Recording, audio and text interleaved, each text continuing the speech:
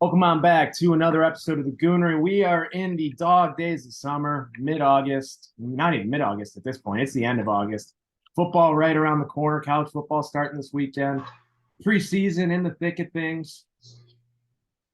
Brandon, we're less than 20 days away from opening day, opening weekend against the Packers. And I just want to get a temperature check from you, where you're at following what was a not so fun preseason game to watch this past week. Uh, that preseason game to me didn't even matter It's because no no, one, oh, exactly. I mean, yeah, I I understand the preseason has everyone has their own issues with preseason. I get that it doesn't matter. The play doesn't matter to me. I think it's just getting up to that game speed matters. The yeah. actual production on the field does not mean shit unless it's for fringe roster guys. Okay. hmm I don't like the decision to not play the starters on offense at all because it reminds me of a certain someone a few years back and what we saw. I'm not sure. I mean, I'm not sure if you remember. I believe it would have been 2019. I believe 2019. There was multiple preseason games with the first team offense, and Mitch Trubisky did not touch the field. And they came out week one and put up 3 points against Green Bay. You mean to tell me that Matt Nagy was arrogant? I mean, hey, who would have thought? Oh man, But news to me. I don't I don't think it's going to be more of that. I think it's just me being triggered. But I would like to see them play a little bit more. But we learned a lot about what could potentially go on with this offense this past week. I mean, just from the quarterback perspective, it's looking like PJ Walker might not be the backup quarterback on this roster. I can't believe we have a guy that we believe in so much, and the topic of conversation is backup Backup quarterbacks. quarterback. And this is, to me, the reason why these days of this preseason it needs to end. Oh, I am I'm with you. so sick and tired of hearing about backup quarterbacks. And I mean this with all due respect. They're people too, just like kickers. Oh, But we have a guy that we all think is going to take the next step. And and the national uh, media is starting to say the same thing. and by the way, shout out to Sal Palantonio on I was just ESPN about to because he's say been it. the main guy. He's one of the guys that's been hyping up the Bears to actually be contenders in the NFC, which I think it's interesting to me because I've been looking at all the predictions, whether it be from Bleacher Report, whether it be from ESPN or any other publications. A lot of them have the Bears being middle of the road, but let's look at this from a partial point of view because we're talking about a football team last year that did lose 14 games. They were the worst team in football. And I think one of those rules in sports is that you can't go from worst to first. It has to be some type of bump in the road in order for you to get to the top. And a lot of people are projected the Bears are going to make that leap the next season, which is very, very possible. But what about this season? You have a lot of pieces that's on this team that you could say, man, if they perform well with everything that's going on, you're not looking to tank this year, as it was very apparent last year what the deal was. Let me ask you a question. You point out to me what is the most glaring hole or holes on this team. Right now, I would still say the offensive line, which is Okay. even in even rougher shape right now after Tevin Jenkins going down, and then as well as Darnell Wright potentially being banged up. And aside from that, I probably the interior defensive line's inexperience potentially. I would say the defensive line in general is Yeah. a question mark. And you're banking on young guys to produce and And there was you saw some flashes though this weekend. And again, I know oh it's yeah. season, but you saw the flashes from Gervin Dexter. You saw it from Pickens. I mean, it's the flashes are there, and I know people didn't love the Dexter pick at the time, but the dude is an athletic specimen and just a freak of nature. If he can just remotely put it together, he's going to be a problem. And I'm gonna tell you something. the snaps that I watched of him, they're keying in on him. You know what Yep. that means? You know what that means as a rookie when you demand that kind of respect, even from second team, third string guys. That's very very telling Telling. of It's telling. how they see him. And by the way, this was a team that he had joint practice with, so you know exactly what he can Exactly. do. Yep. Exactly. So that's very important to know. But considering that, because what we saw on Saturday, there was a lot of Pickens and a lot of Dexter on the team on the field, and they were keying in on Dexter, which freed up Pickens. And I Pickens. feel like if you get Pickens one on one with somebody, he can win. And Hmm? like a lot of people have forgotten about Pickens because Javon Dexter has been the talk of the He's been town the when big it comes to name. No, he's training been camp. the big He's name. Yeah. been a big name for himself. So I think that is also something that is great for us, but at the And same time, it's good.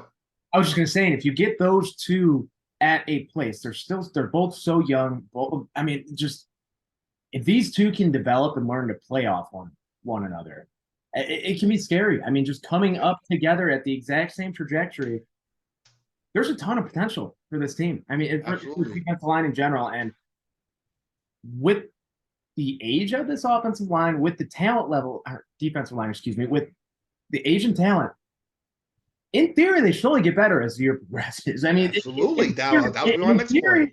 In theory, they're only going to get better. So it doesn't concern me as much as the offensive line. The offensive line doesn't, especially the defensive line, in terms of the running game, at least, does not concern me as much because of how good our linebackers are going to be. I Yes. think that's become very apparent that yes, your linebackers need your defensive line to feed off within the run game, but there's just so much talent there at the linebacker position that I'm not particularly worried. But if you flip it to the other side of the football, the offensive line is just I'm very concerned. I am Oh very yeah. concerned. And I think we've all come to the conclusion, the realization that Tevin Jenkins is never going to be someone who you're going to get a full season out of. Yeah. And if you just temper your expectations and come to expect that, he's going to miss 2, 3 games potentially. I think that's okay as long as you continually have a veteran presence on the offensive line that can slot in anywhere from just as like a sixth offensive lineman. You saw them do it last year. Obviously, it didn't work out too well, but if the two of those guys are down to start the year, the right side of the offensive line, I'm very worried to say the least. Absolutely. And it's it's unfortunate because I think if you go on a purely talent basis, Tevin Jenkins is the most talented guy on that line, and I think Yeah, it's yeah, I wouldn't say it's not close, but there's a pretty wide margin between a lot of the guys, even including Darnell Wright, because I he's know, I still a agree. rookie I and we agree. don't know what he can do. So here's my thing, because I'm somebody that, especially after last season, what we saw, I am a I am a proponent of your best five. Mm-hmm. Who are I your agree. best five guys that you could put on the line? And I know there's some guys that's going to be out of position, but that's what these weeks of preparation is for. Now, Ja'Tyre Carter was one of the guys in that draft, in Ryan Pohl's first draft, that he seemed to be one of the guys that was going to be a developmental product. And we knew that from the jump. But what we've seen out of training camp, out of preseason from him, he might be a guy where you have to say, listen, I get Cody White here is a veteran. I get Lucas Patrick is a veteran. And I get that Alex Leatherwood, it has been consistently playing at that position.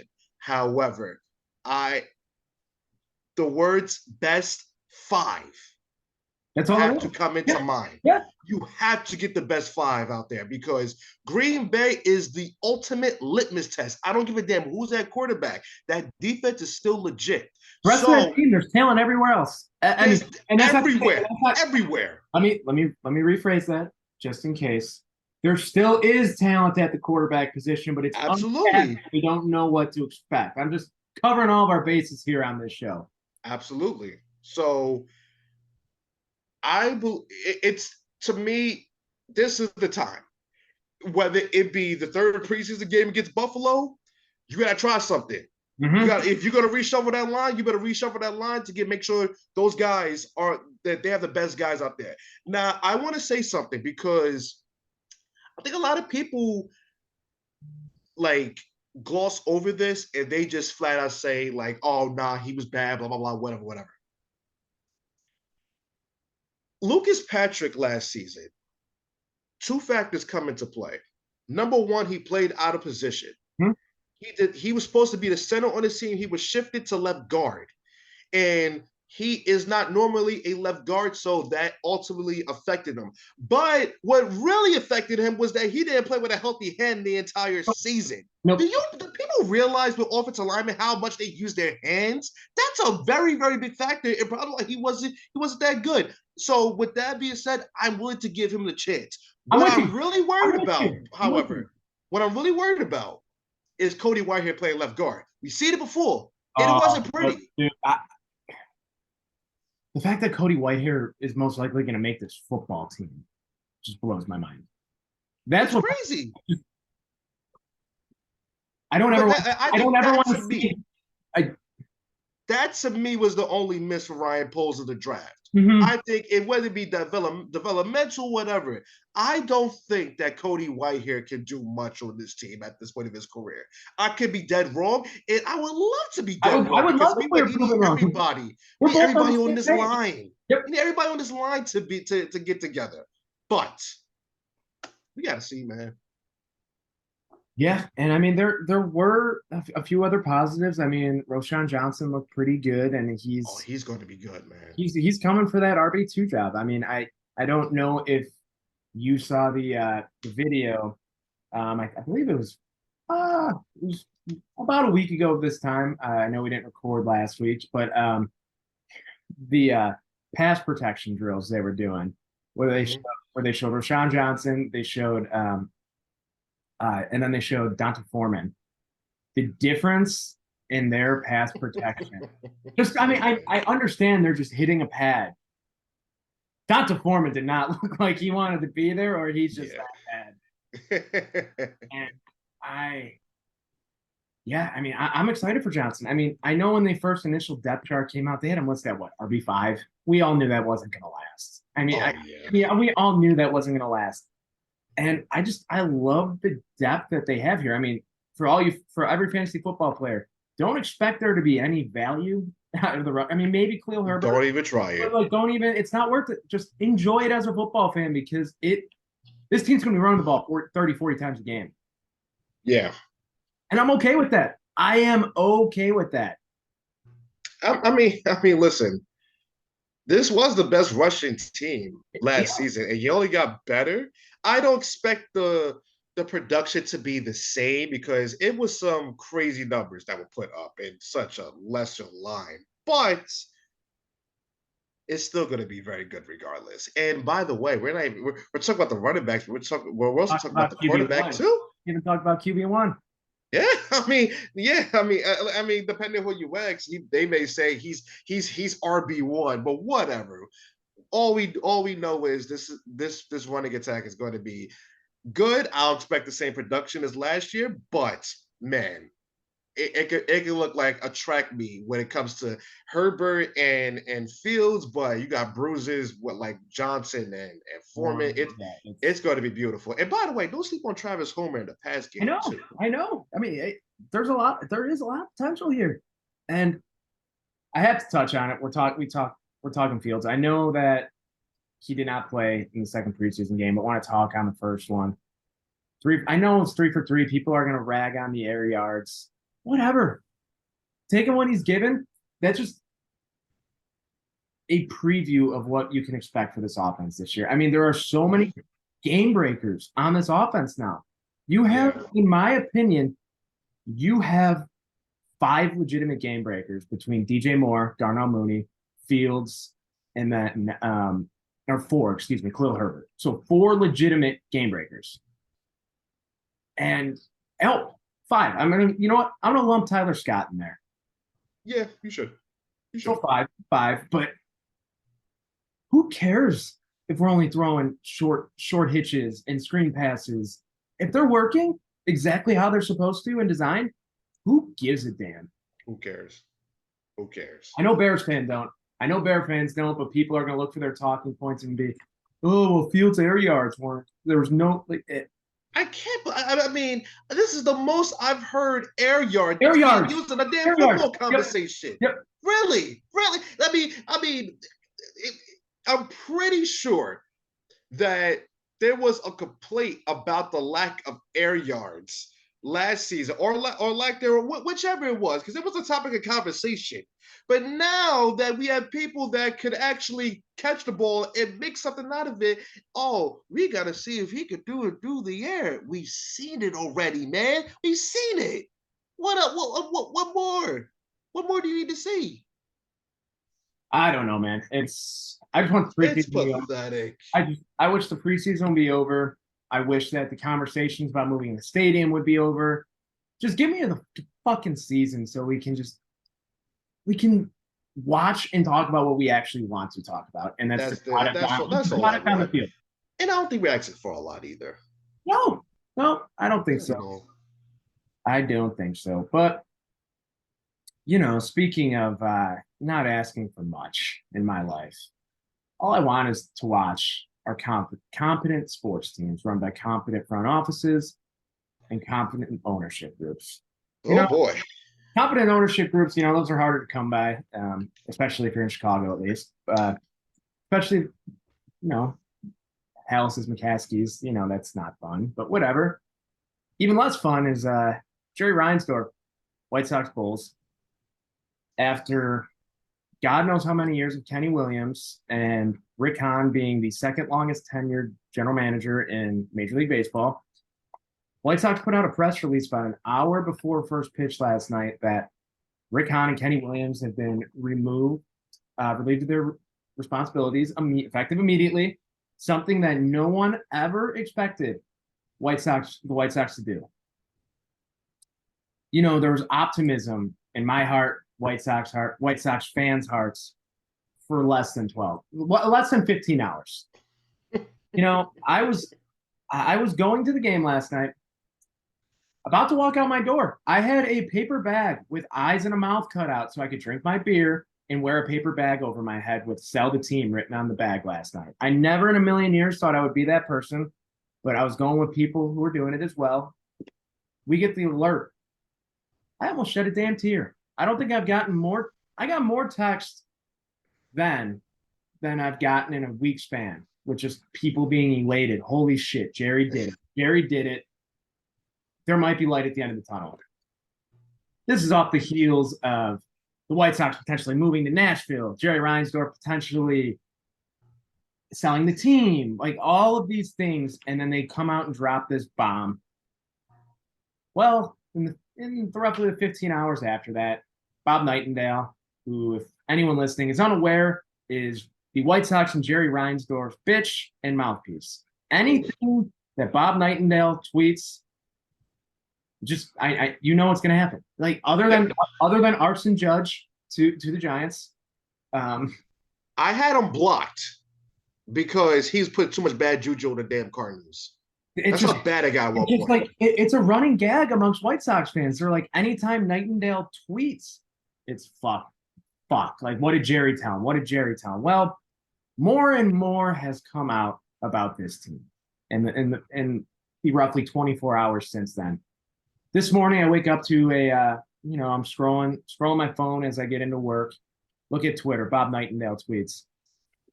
It appears that Chris Getz, who is anyone doesn't know who Chris Getz is, he's been the head of player development and the minor leagues for the Chicago White Sox for the last 7 or 8 years.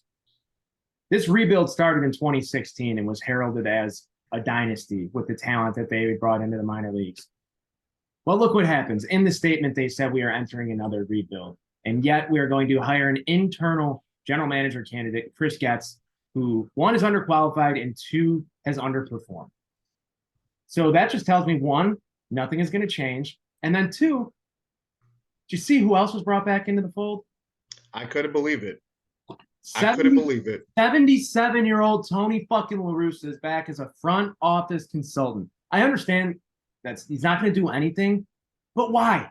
Just why? The man is. I mean, you saw the picture of him at the Cardinals Hall of Fame Day last week. Yeah. He's 77 and he looks like a different person. I mean, last year, I will be the first to admit, I thought that the health reasons that they cited that he had to step down mid-season, I thought it was just a polite way of telling Tony, hey, a Hall of Famer, brother, that you're done. I just thought it was a polite way. You saw the picture of him. He looks like he's lost 40, 50 pounds. His hair has gone completely white. He just looks sick. And yeah. I don't know if it's Jerry trying to be nice and throw him on the payroll or what, but you pair those two things together, right? Then you have the fact that Pedro Grifol, the manager, has done whatever he needs to do to stay here as a manager in 2024. Look, I'm not going to fully blame him. He's been incompetent this year, but you look at the rest of this roster. Nobody fucking cares, and it's full of goddamn losers.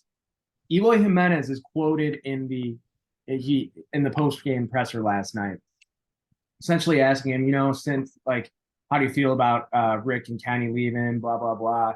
And, since the trade deadline, obviously things have needed to change here. Has there been any conversations within the locker room about stepping up into leadership roles, like what needs to be done to change things around here? Eloy essentially said, I don't know. I don't care, blah, blah, blah. Get that toxicity the fuck out of my locker room. And with that, the post-game show last night, Ozzie Guillen, Chuck Garfien, Scott Podsednik. They tend to get fired up on that show. They've won some sports Emmys for their post and pre-games. They're fantastic. When you get Ozzie Guillen going, god damn, there's nobody. Can't understand him half the time because he's not speaking English, he's not speaking Spanish, he's speaking fucking Ozzie. And he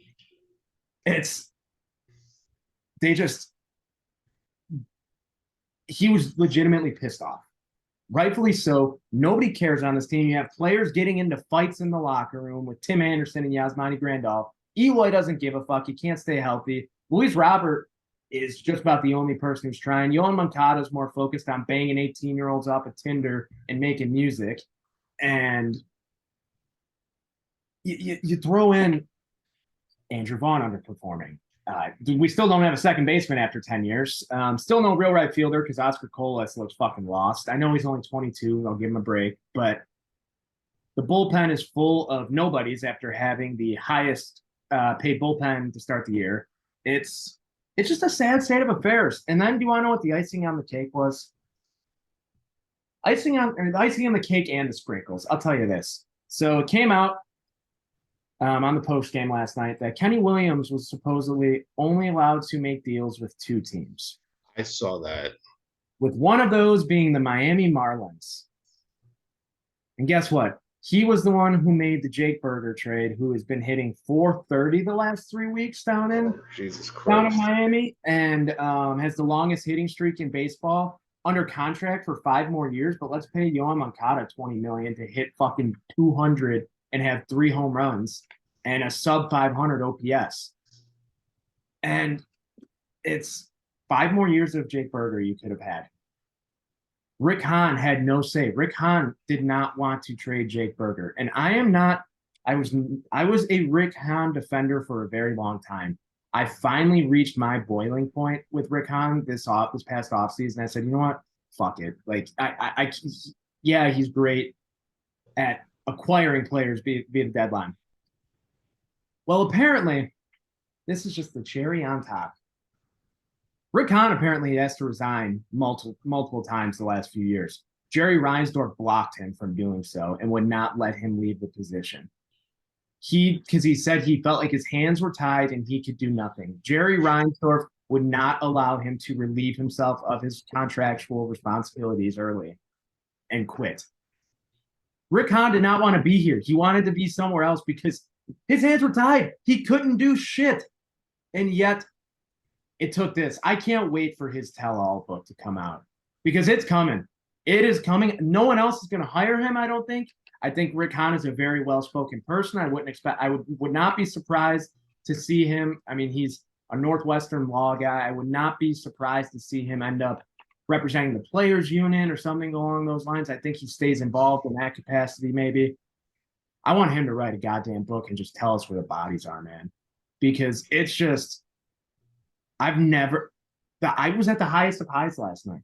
I literally posted on my Instagram story a song called Greatest Day of My Life on top of the with Rick Hahn and Kenny Williams being fired. And I today have just gone from the highest of highs to the lowest of lows as a sports fan. It's just, why even get optimistic? There was 5 minutes where I thought, hey, maybe they'll bring in Theo. He loves Chicago.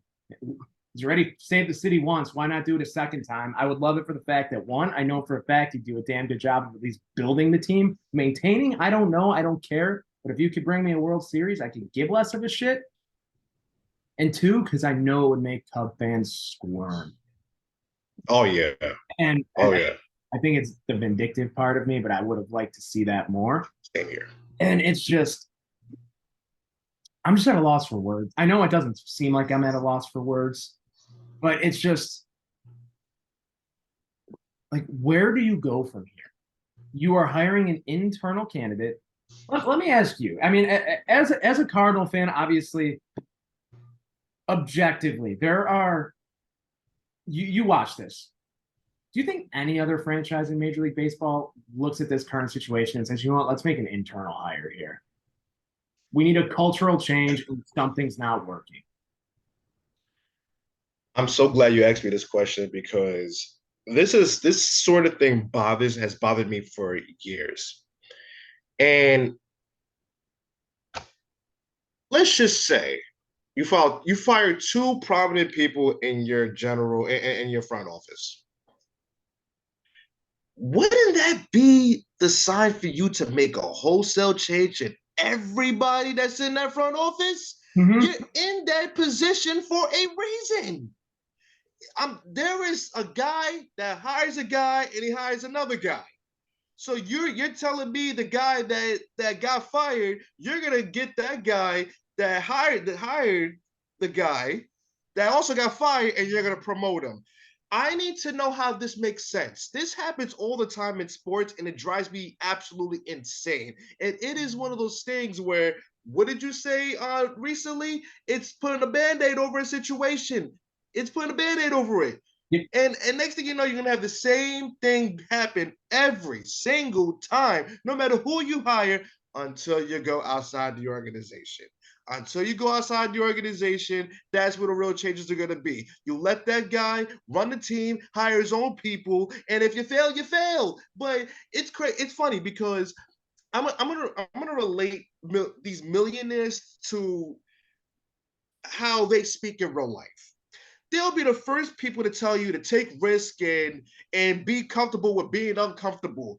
And the funny thing about these people is that they'll be the first to not hire somebody outside of their realm of people around them because they'll feel uncomfortable because they don't adhere to the status quo that they would like to set. But meanwhile, the status quo that you're setting is the reason why your team is in shambles. Yep. You'll be to tell me that the White Sox have been quietly one of the worst organizations in baseball. I didn't know this until everything started coming out. You don't hear about this stuff from another team. This is on levels of our president since the Red Sox were drinking beer and eating chicken in the damn locker room during games. Yeah. You don't hear about this stuff. Yep. So the idea of going within the organization is mind-blowing, and it drives me crazy every single time I hear it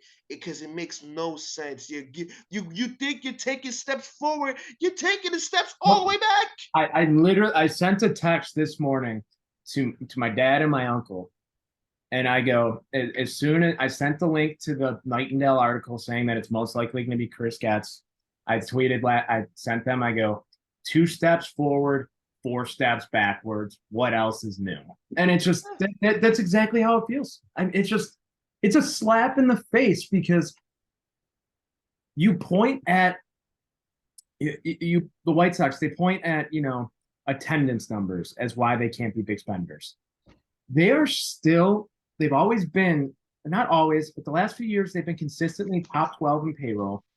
And as the team's gotten better, the attendance has risen. The White Sox are the blue collar team in this city. It's not the party situation. You're not going to have your business outings at Sox Park. You're going up to Wrigley for that. It's a party at Wrigley. That's fine. It's just a different vibe. You go to a White Sox game, one for the love of the game, and two, you're just a White Sox fan. There's something different about this team, and people aren't going to spend their hard-earned money to watch a shit product when the players don't even want to be there. Like at this point, their over under on wins this year was, I believe, 83 and a half. They're on pace for, I think, 110 or so losses this year. And I hope they lose every fucking game the rest of the way out. I really do. And I hope all of the guys on this team who don't want to be here, I hope the door hits them on the way out. There's a lot of athletes that I would, if I don't like him, I want him out of town, I would drive. I'll drive him to the airport. I'll drive you to Midway. I'll drive you to O'Hare. I don't even want to fucking look at these guys, man. I've never been so checked out on a White Sox season in my entire life. We talked earlier in the year on this show. We said, I'm gonna be better to myself this year. I'm not gonna make myself sit through it. Being at the game in person last night was the first game I had watched since I went to the White Sox Cubs game last week. I did not watch a single game on TV other than that because it's, you know what? I'm not going to waste my fucking time. Like, what's the point? And I'm still checking the box scores. And when I see they lose 14-2 the night before I'm going to the game, it's like, are you kidding me? So I still have, I believe, on my my ticket package I believe I have 7 or 8 tickets left this year. So, I mean, I could use those however I like. I would ideally like to sell them. They're about $35 a pop to start the year, these tickets. Last night, I just, for shits and giggles, I looked to see what it would be if I wanted to sell my ticket to the game last night. Hour before the game, my tickets were going for $3. Damn. Third row in the outfield. Oh, wow. Third row outfield, reserve seating, not bleachers. Oh, my God. I had not seen, don't get me wrong, weeknight games, weekday games in general, in general for the White Sox, nobody's there. I get it. It's not that easy to get to the stadium for people. It's a lot of suburban fans, and it's a weeknight. But it was empty last night, like to the point where Mariner fans in front of me were having a conversation with Hernandez in right field. Wow. And not the TikTok trend, left hand for tits, right hand for ass. Like turning around, like talking to them in between. It's sad, man. Dejection is about where I'm. It's just all season. It's been, I have one of my best friends, probably about twice a week, 73 days till kickoff, 61 days till kickoff. Anytime the Sox are getting their doors blown off, it just get me to September 9th or whatever it is. Just get me to opening Sunday. And it's just sad, man. It is. When it's your number one team that you care about, and it's just, yeah, it's not fun. It's not fun. And I act surprised hearing all this information come out that Rick Hahn's hands were tied.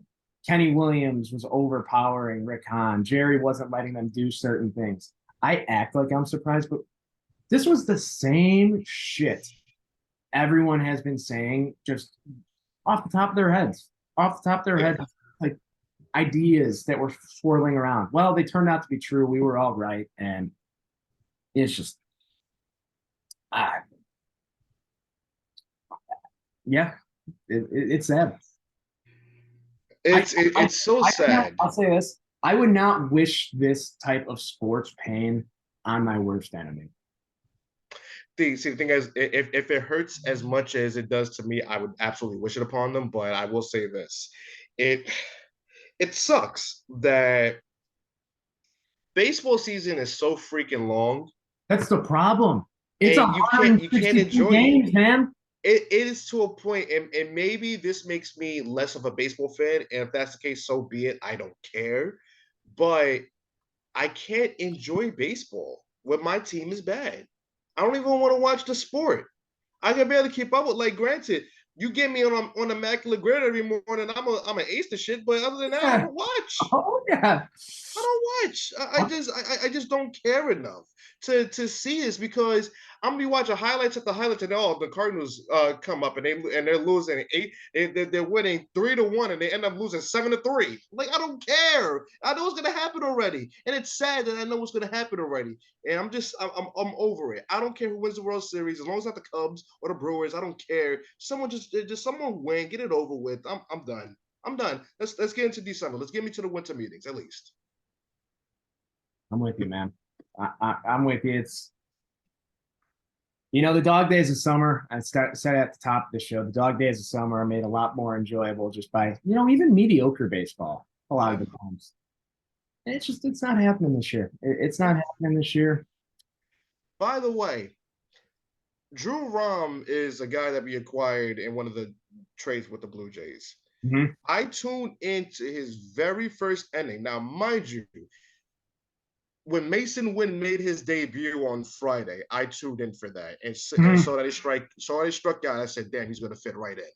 And then when Drew Rom makes his debut, I watched the first inning. He gives up 2 runs, ends up giving up 8.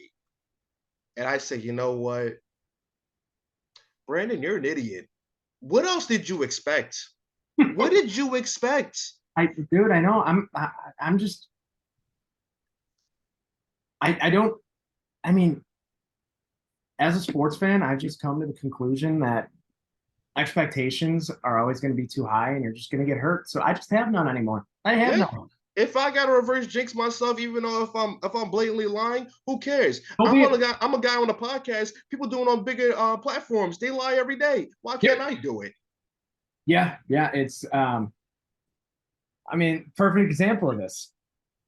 I have a coworker in from Kansas this week. He's a Chiefs fan, clearly, and he's talking to me about Matt Nagy a little bit, and he goes, "So realistically, what's your expectation for the Bears this year?" I said 3 wins. Do I actually think that's going to happen? Actually, yeah, I do think that's going to happen. Yeah, I do think 3 wins is going to happen. I'll just leave it. I'll leave it at that. I will leave it at that. And he goes, really? I go, yep. Yeah, I mean, I'm like, and I don't think Fields is the guy.